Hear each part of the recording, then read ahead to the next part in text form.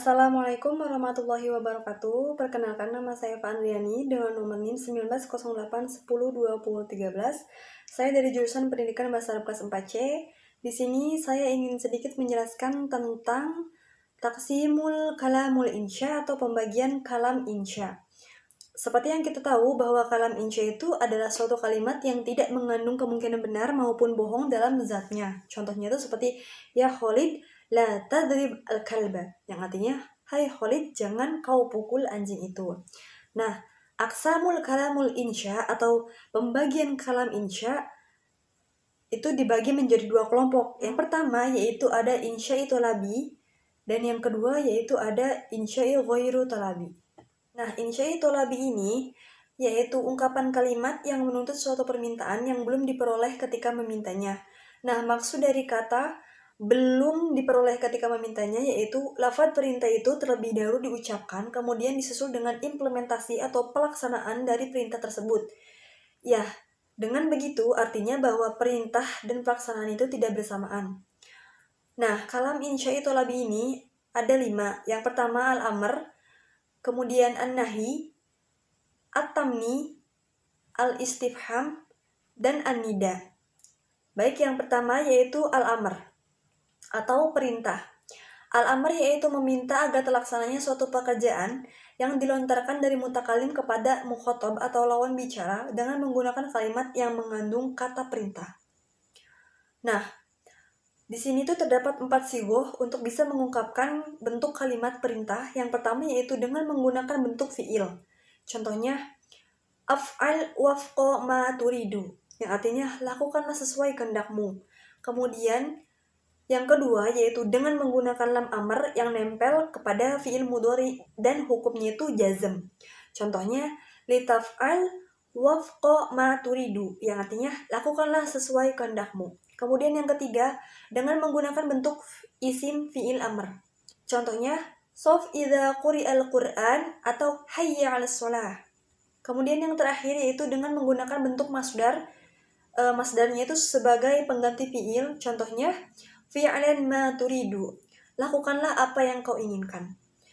Nah, selain mengandung tuntutan suatu perbuatan, al-amr atau kata perintah juga dalam ilmu ma'ani itu memiliki kandungan makna lain yang bisa dipahami dari konteks qarinah terkait situasi dan kondisinya. Di antaranya yang pertama, ad-du'a atau doa, yang kedua ada al-irsyad atau petunjuk, kemudian yang ketiga at-ta'jiz atau melemahkan, kemudian yang keempat ada al-ibahah atau pembolehan, yang kelima ada at-taswiyah atau penyetaraan, yang keenam ada at-tahyir atau pilihan. Nah, kemudian bentuk kalam insya'i thalabi yang kedua yaitu an-nahi atau larangan. Nah, an-nahi adalah meminta dihentikannya suatu pekerjaan kepada lawan bicara atau mukhotob dengan menggunakan sigot fi'il mudhari dengan la anhiyah atau larangan. Contohnya, la tasrib kalba, jangan pukul anjing itu. Nah, seperti halnya pada al-amr atau perintah, larangan pada konteks ilmu ma'ani juga memiliki kandungan makna yang berbeda yang bisa dipahami dari konteks kalimatnya dan juga qarinah terkait situasi dan kondisinya. Di antaranya yang pertama yaitu ad-du'a, kemudian yang kedua iltimas, yang ketiga yaitu ada al-irsyad atau petunjuk, kemudian yang keempat al-dawam, kekal, yang kelima al-tahdid, ancaman, yang keenam ada al-karahah atau benci. Kemudian bentuk kalam insya'i thalabi yang ketiga yaitu al-istifham. Istifham berwajan istaf'ala yang mengandung arti meminta pemahaman.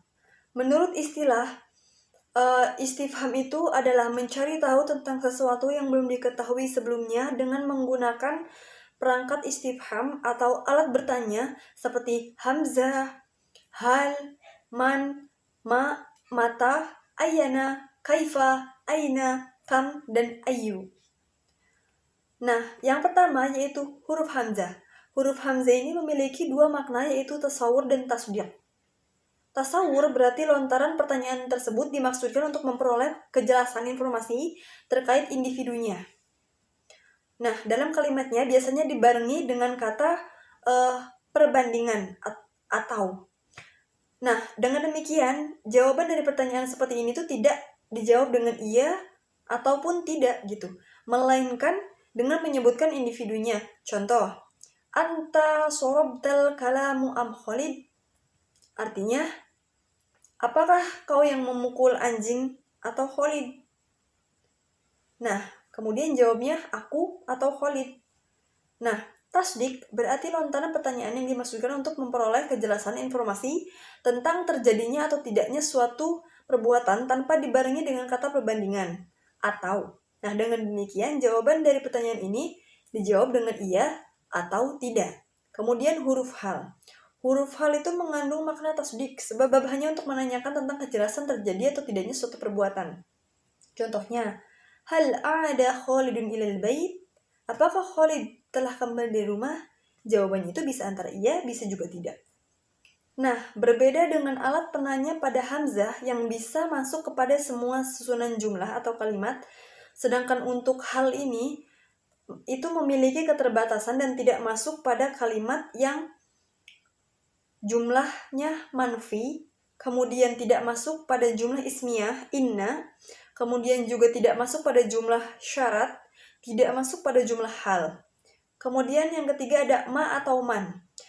Ma digunakan untuk yang tidak dikenal dengan maksud menanyakan kejelasan suatu nama, hakikat atau sifat. Contohnya, ma huwal ihsan, ma huwal iman, ma hiya syams. Sedangkan man itu digunakan untuk yang berakal. Contohnya, man huwa Khalid. Nah, kemudian ada mata. Mata digunakan untuk meminta penjelasan tentang waktu, baik waktu lampau ataupun sekarang. Contoh, mata tazuru wadaik fil qariyah, mata tawallil khalafal umar. Nah, kemudian ada ayana. Ayana ini digunakan untuk meminta penjelasan mengenai waktu yang akan datang terkait dengan sesuatu yang masih samar atau membingungkan. Contoh, yas'ulu ayyana yaumul qiyamah. Kapankah hari kiamat itu? Kemudian ada kaifa. Nah, kaifa ini digunakan untuk menanyakan keadaan. Contoh, kaifa haluk? Bagaimana kabarmu? Nah, kemudian ada kalam insya atau labi yang keempat yaitu at-tamani. Nah, at-tamani ini yaitu menghendaki sesuatu yang diinginkan, baik sesuatu itu mustahil didapatkan atau sesuatu yang mungkin digapai namun tidak mampu atau kehendak itu hanyalah berupa harapan. Contohnya itu harapan yang mustahil. Nah, apabila sesuatu yang dikehendakinya itu memungkinkan untuk dicapai, maka disebut dengan taroji.